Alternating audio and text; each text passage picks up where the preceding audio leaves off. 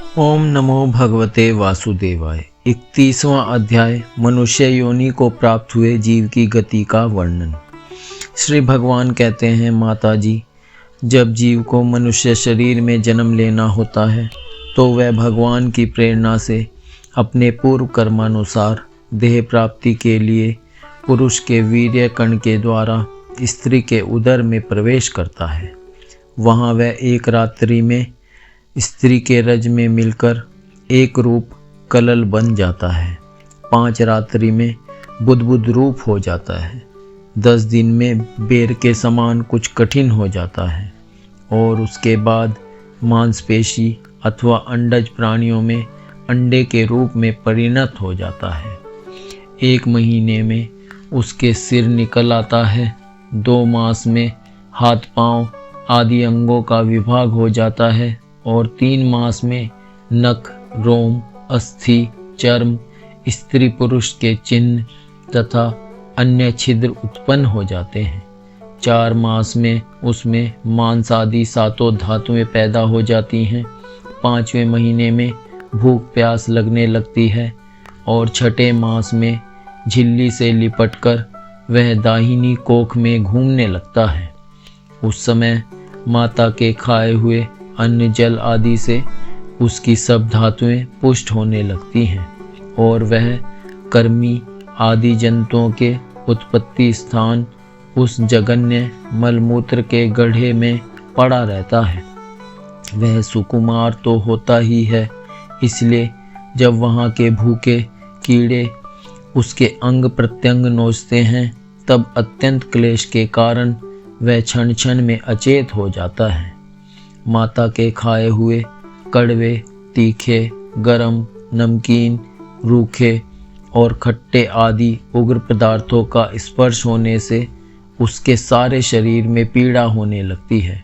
वह जीव माता के गर्भाशय में झिल्ली से लिपटा और आंतों से घिरा रहता है। उसका सिर पेट की ओर तथा पीठ और गर्दन कुंडलाकार मुड़े रहते हैं। वह पिंजड़े में बंद पक्षी के समान पराधीन एवं अंगों को हिलाने डुलाने में भी असमर्थ रहता है। इसी समय अदृष्ट की प्रेरणा से उसे स्मरण शक्ति प्राप्त होती है। तब अपने सैकड़ों जन्मों के कर्म याद आ जाते हैं और वह बेचैन हो जाता है तथा उसका दम घुटने लगता है। ऐसी अवस्था में उसे क्या शांति मिल सकती है। 7वां महीना आरंभ होने पर उसमें ज्ञान शक्ति का भी उन्मेष हो जाता है, परंतु प्रसूति वायु से चलायमान रहने के कारण वह उसी उदर में उत्पन्न हुए विष्ठा के कीड़ों के समान एक स्थान पर नहीं रह सकता। तब सप्त धातु में स्थूल शरीर से बंधा हुआ वह देहात्मदर्शी जीव अत्यंत भयभीत होकर दीन वाणी से कृपा याचना करता हुआ हाथ जोड़कर उस प्रभु की स्तुति करता है जिसने उसे माता के गर्भ में डाला है। जीव कहता है, मैं बड़ा अधम हूँ।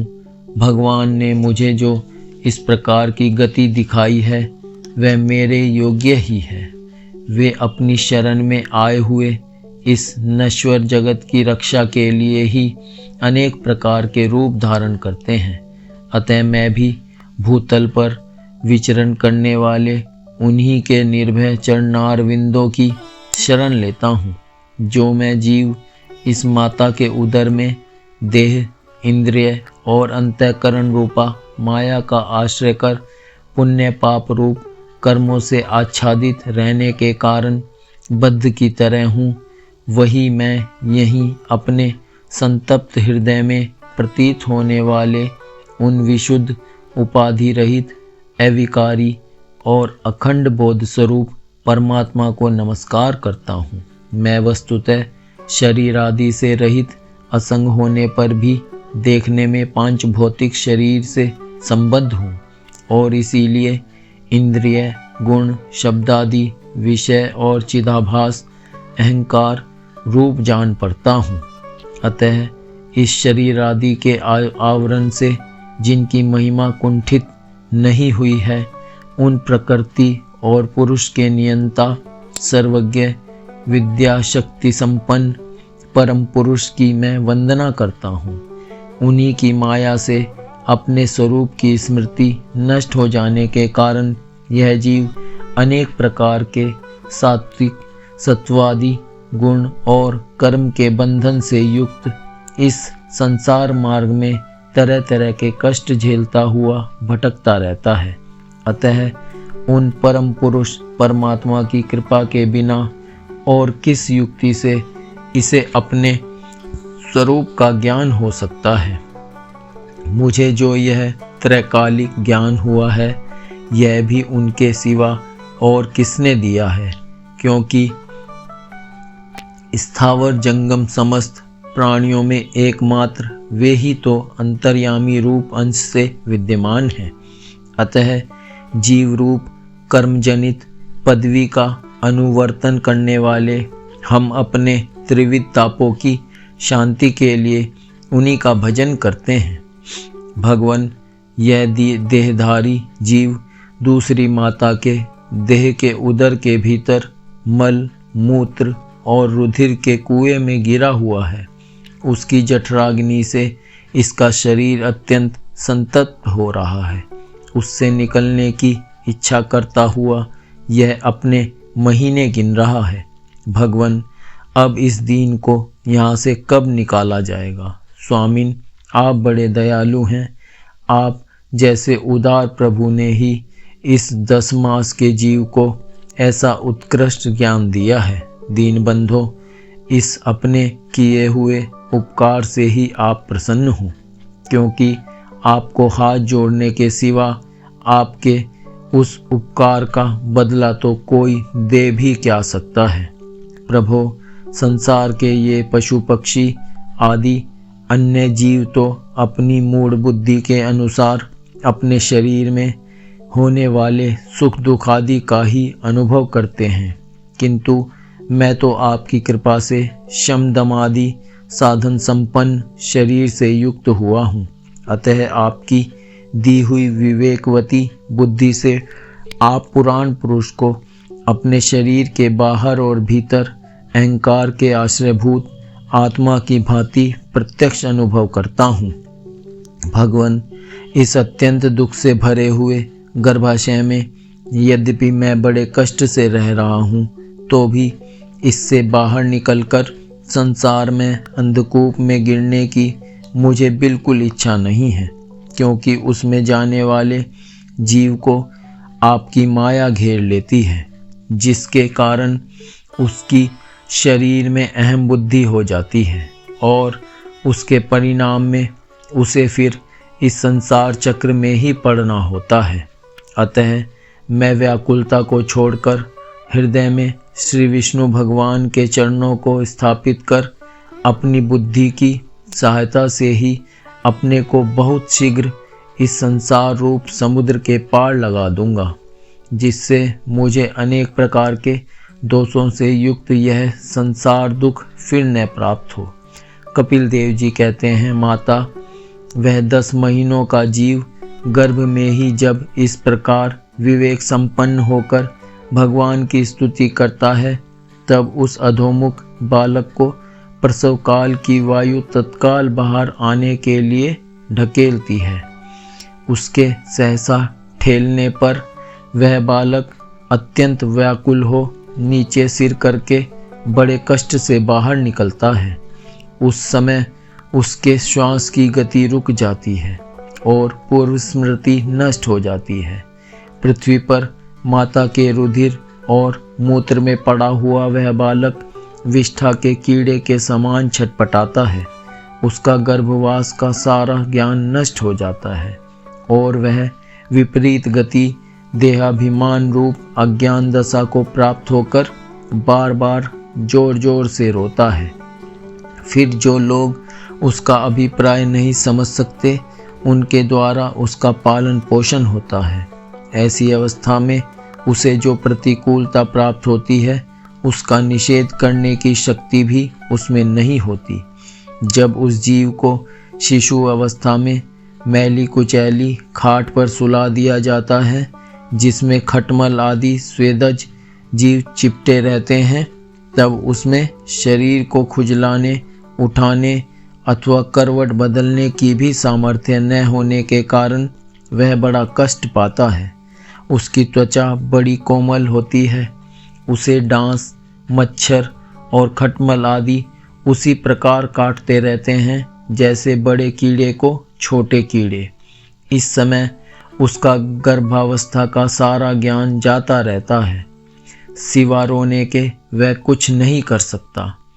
इसी प्रकार बाल्य, कौमार और पौगंड अवस्थाओं के दुख भोगकर वह बालक युवावस्था में पहुंचता है। इस समय उसे यदि कोई इच्छित भोग नहीं प्राप्त होता तो अज्ञानवश उसका क्रोध उद्दीप्त हो उठता है और वह शोकाकुल हो जाता है। देह के साथ ही साथ अभिमान और क्रोध बढ़ जाने के कारण वह काम परवश जीव अपना ही नाश करने के लिए दूसरे कामी पुरुषों के साथ वैर ठानता है।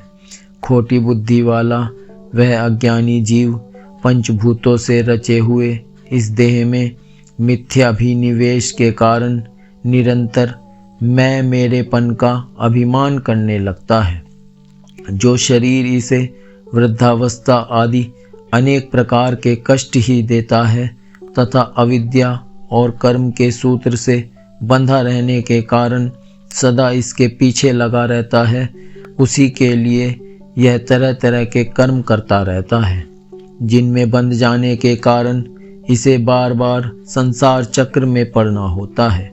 सन्मार्ग में चलते हुए यदि इसका किन्हीं जिह्वा और उपस्थेंद्रिय के भोगों में लगे हुए विषयी पुरुषों से समागम हो जाता है और यह उनमें आस्था करके उन्हीं का अनुगमन करने लगता है, तो पहले के समान ही फिर नार की योनि में पड़ता है, जिनके संग से इसके सत्य, शौच, बाहर भीतर की पवित्रता, दया, वाणी का संयम, बुद्धि, धन संपत्ति, लज्जा, यश, क्षमा, मन और इंद्रियों का संयम तथा ऐश्वर्य आदि सभी सद्गुण नष्ट हो जाते हैं। उन अत्यंत शोचनीय स्त्रियों के क्रीड़ा मर्ग, खिलौना, अशांत, मूढ़ और देहात्मदर्शी असत्पुरुषों का संग कभी नहीं करना चाहिए, क्योंकि इस जीव को किसी और का संग करने से ऐसा मोह और बंधन नहीं होता जैसा स्त्री और स्त्रियों के संगियों का संग करने से होता है। एक बार अपनी पुत्री सरस्वती को देखकर ब्रह्मा जी भी उसके रूप लावण्य से मोहित हो गए थे और उसके मृग रूपी होकर भागने पर उसके पीछे निर्लज्जता पूर्वक मृग रूप होकर दौड़ने लगे। उन्हीं ब्रह्मा जी ने मरीचि आदि प्रजापतियों की तथा मरीचि आदि ने कश्यप आदि की और कश्यप आदि ने देव, मनुष्य आदि प्राणियों की सृष्टि की। अतः इनमें एक ऋषि प्रवर नारायण को छोड़कर ऐसा कौन पुरुष हो सकता है जिसकी बुद्धि स्त्री रूपिणी माया से मोहित न हो। अहो, मेरी इस स्त्री रूपिणी माया का बल तो देखो, जो अपने भ्रकुटी विलास मात्र से बड़े बड़े दिग्विजयी वीरों को पैरों से कुचल देती है। जो पुरुष योग के परम पद पर आरूढ़ होना चाहता हो अथवा जिसे मेरी सेवा के प्रभाव से आत्मा अनात्मा का विवेक हो गया हो, वह स्त्रियों का संग कभी न करे, क्योंकि उन्हें ऐसे पुरुष के लिए नरक का खुला द्वार बताया गया है। भगवान की रची हुई यह जो स्त्री रूपिणी माया धीरे धीरे सेवा आदि के मिस से पास आती है, इसे तिनकों से ढके हुए कुएं के समान अपनी मृत्यु ही समझें। स्त्री में आसक्त रहने के कारण तथा अंत समय में स्त्री का ही ध्यान रहने से जीव को स्त्री योनि प्राप्त होती है। इस प्रकार स्त्री योनि को प्राप्त हुआ जीव पुरुष रूप में प्रतीत होने वाली मेरी माया को ही धन, पुत्र और ग्रह आदि देने वाला अपना पति मानता रहता है। सो जिस प्रकार व्याधे का गान कानों को प्रिय लगने पर भी बेचारे भोले भाले पशु पक्षियों को फंसाकर उनके नाश का ही कारण होता है, उसी प्रकार उन पुत्र, पति और ग्रह आदि को विधाता की निश्चित की हुई अपनी मृत्यु ही जाने।